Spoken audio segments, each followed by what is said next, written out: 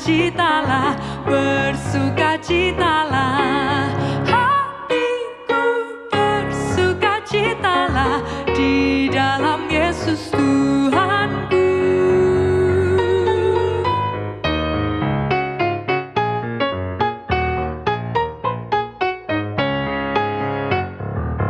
Ku mengasihi Tuhan Yesus yang tersalib bagiku. Segala dosaku dihapusnya hingga baru hidupku. Hatiku bersukacitalah, bersukacitalah, bersukacitalah. Hatiku bersukacitalah di dalam Yesus Tuhanku. Hatiku bersukacitalah, bersukacitalah, bersukacitalah. Hatiku bersukacitalah di dalam Yesus Tuhanku.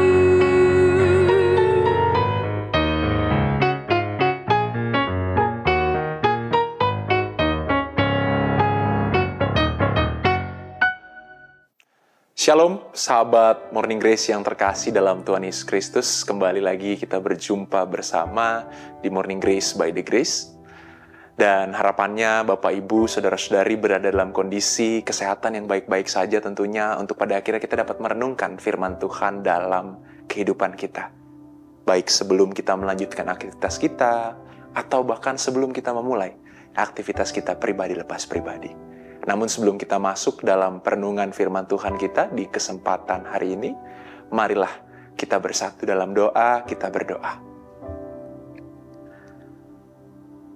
Terima kasih Tuhan Yesus untuk penyertaan-Mu selalu dalam kehidupan kami. Terima kasih karena Tuhan boleh mau terus menjaga kami dalam setiap aktivitas yang boleh kami jalani.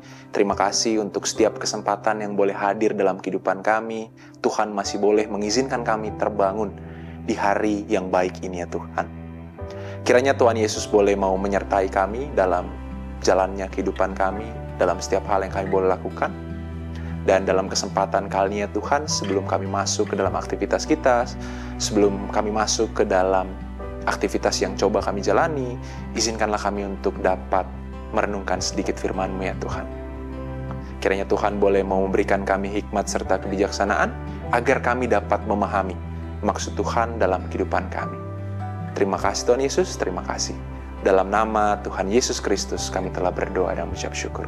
Amin. Bapak, Ibu, Saudara-saudari yang terkasih, dalam kesempatan kali ini kita akan masuk ke dalam renungan kita yang terambil dari Injil Matius. Injil Matius pasalnya yang ke-18. Injil Matius 18 ayat 12 sampai ayatnya yang ke-14. Mari kita baca secara bersama-sama. Lembaga Alkitab Indonesia memberikan judul perikop perumpamaan tentang domba yang hilang. Bagaimana pendapatmu? Jika seseorang mempunyai 100 ekor domba dan seekor di antaranya sesat, tidakkah ia akan meninggalkan yang 99 ekor di pegunungan dan pergi mencari yang sesat itu? Dan aku berkata kepadamu, sesungguhnya jika ia berhasil menemukannya, lebih besar kegembiraannya atas yang seekor itu daripada atas yang ke-99 ekor yang tidak sesat. Demikian juga Bapamu yang di sorga tidak menghendaki supaya seorang pun dari anak-anak ini hilang. Demikianlah pembacaan firman Tuhan kita dalam kesempatan kali ini.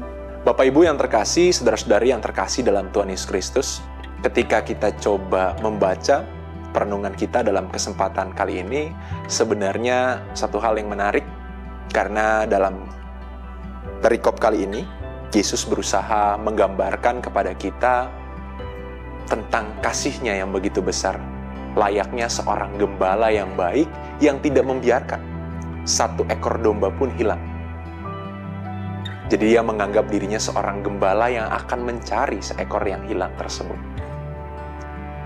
Jadi melalui bacaan kita memahami bahwa nyatanya cinta Tuhan dalam kehidupan kita, kasih Tuhan dalam kehidupan kita merupakan kasih yang sangat-sangat besar.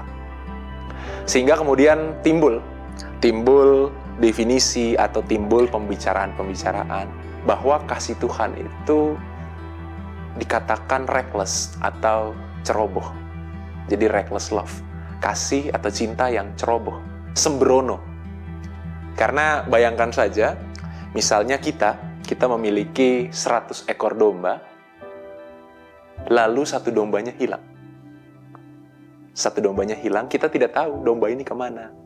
Mungkin domba ini agak bandel sedikit, dia lari-lari, mungkin cik, dia lari-lari. Sampai akhirnya dia terhilang, dia tersesat. Sebagai seorang gembala, apa yang kemudian akan kita lakukan? Ini menjadi satu pertanyaan reflektif. Baik sebenarnya bagi kita untuk kita tanya ke diri kita. Kita punya 100 ekor, satu hilang. Apa yang akan kita lakukan? Apakah kita akan berpikir seperti Yesus? Bahwa saya harus cari yang satu itu. Tanpa tanpa akhirnya ia melihat bahwa dia masih punya 99 ekor. Ataukah kemudian kita berpikir bahwa, masih ada 99 kok.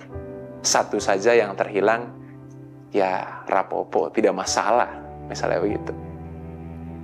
Cuman satu kan. Masih ada 99 yang lain. Tapi berangkat dari bacaan kita kali ini, kita melihat bahwa nyatanya Yesus menggambarkan kasihnya, menggambarkan cintanya, seperti akhirnya ia meninggalkan yang 99 yang lainnya. Ia berusaha kemudian mencari yang satu ekor itu. Bahkan pada ayatnya yang ke-13 disampaikan, sesungguhnya jika ia berhasil menemukannya, lebih besar kegembiraannya atas yang seekor itu daripada atas yang ke-99 ekor yang tidak sesat. Demikian juga Bapamu yang di sorga tidak menghendaki supaya seorang pun dari anak-anak ini hilang. Jadi berangkat dari hal ini, mari kita renungkan secara bersama. Sudahkah kita membalas kasih Tuhan tersebut dalam kehidupan kita? Sudahkah kita meresponi kemudian kasih Tuhan tersebut dalam kehidupan kita? Yang mungkin orang sering definisikan sebagai kasih atau cinta yang ceroboh itu ya. Atau dalam bahasa teologisnya sering dikatakan unconditional love. Atau cinta kasih yang kemudian tidak mengenal kondisi. Jadi tidak terikat pada satu kondisi apapun. Jadi cintanya betul-betul murni, betul-betul pure, tulus bagi kita sebagai pengikutnya. Nah, menjadi pertanyaan, sudahkah kita meresponi kasih tersebut? Ataukah kita membiarkan kasih Tuhan dalam kehidupan kita bertepuk sebelah tangan? Cinta Tuhan dalam kehidupan kita bertepuk sebelah tangan. Apakah kemudian kita melakukan hal itu selama ini? Ada yang sudah pernah mungkin, Bapak Ibu saudara rumah yang cintanya bertepuk sebelah tangan. Saya sudah pernah juga ya. Rasanya tidak enak sekali ya. Pada akhirnya ketika kita berusaha mengasihi atau kita berusaha mencintai seseorang dalam kehidupan kita, tapi tidak berbalas. Tapi apa yang terjadi dalam konteks Yesus? Dia tidak seperti kita manusia yang sakit hati. Tapi ia terus mencintai kita meskipun tahu cintanya tak berbalas. Sehingga sering sekali saya sampaikan bahwa pada akhirnya yang betul-betul rela cintanya bertepuk sebelah tangan, itu hanya Yesus Kristus dalam kehidupan kita. Dan menjadi satu pertanyaan, apakah kita sudah meresponi cintanya itu? Jikalau belum, marilah kita responi cinta tersebut yang datang secara tulus kepada kita, yang telah menyelamatkan kita, manusia, dari dosa. Agar apa? Agar pada akhirnya kita memperoleh ketenangan kita memperoleh kedamaian kita bersama Yesus Kristus dalam kehidupan kita. Jadi, melalui perenungan kita dalam kesempatan kali ini, kita memahami hal menarik tentang kita memahami kasih Tuhan dalam kehidupan kita yang tidak terkondisi apapun, yang tulus, yang pure. Meskipun kita kadang hilang kemana oleh karena tindakan-tindakan yang kita lakukan, sudah jalan-jalan dulu sebagai domba. Mungkin melihat sesuatu hal yang menarik, kita jalan-jalan. Tapi ingat bahwa gembala kita, Yesus Kristus, selalu mencari kita kemanapun kita berada. Jadi jangan pernah merasa sendiri, saudara-saudaraku yang terkasih, Bapak Ibu yang terkasih. Jikalau sedang terjatuh, merasa terhilang, bahkan tersesat, ingatlah bahwa kasih Tuhan dalam kehidupan kita tak pernah berkesudahan. Dan marilah, tidak cukup sampai kita pahami saja kasih Tuhan tak berkesudahan atau tak pernah selesai. Marilah kita responi kasihnya itu, marilah kita responi cintanya itu. Agar kita memperoleh suatu kepenuhan, ketenangan dalam kehidupan kita. Amin. Saudara-saudaraku yang terkasih, Bapak Ibu yang terkasih, sebelum kita masuk ke dalam aktivitas kita, peziarahan kehidupan kita dimanapun kita berada, mari kita bersatu dalam doa. Kita berdoa.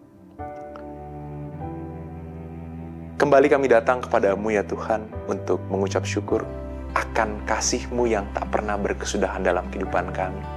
Kami bersyukur ya Tuhan untuk setiap penyertaan Tuhan, untuk setiap kasih yang boleh Tuhan nyatakan selalu dalam kehidupan kami.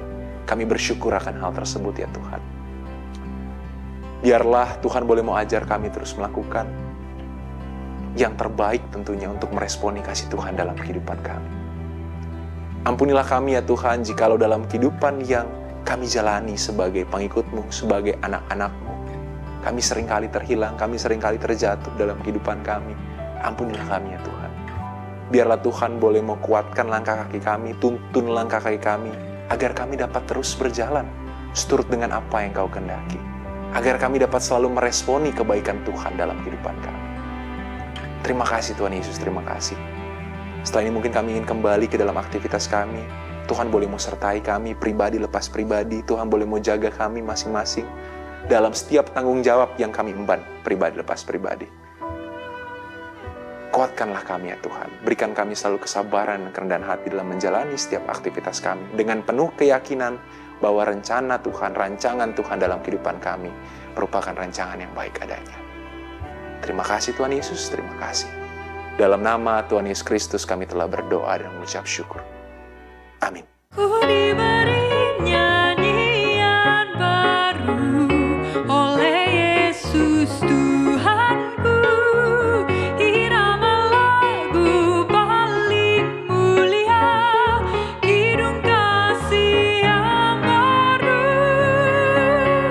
Hatiku bersukacitalah, bersukacitalah, bersukacitalah.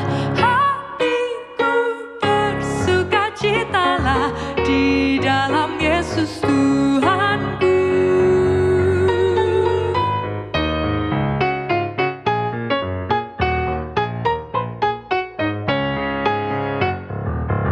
Ku mengasihi Tuhan Yesus yang tersalib bagiku.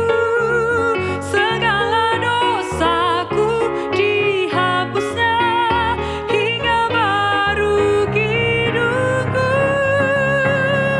Hatiku bersukacitalah, bersukacitalah, bersukacitalah.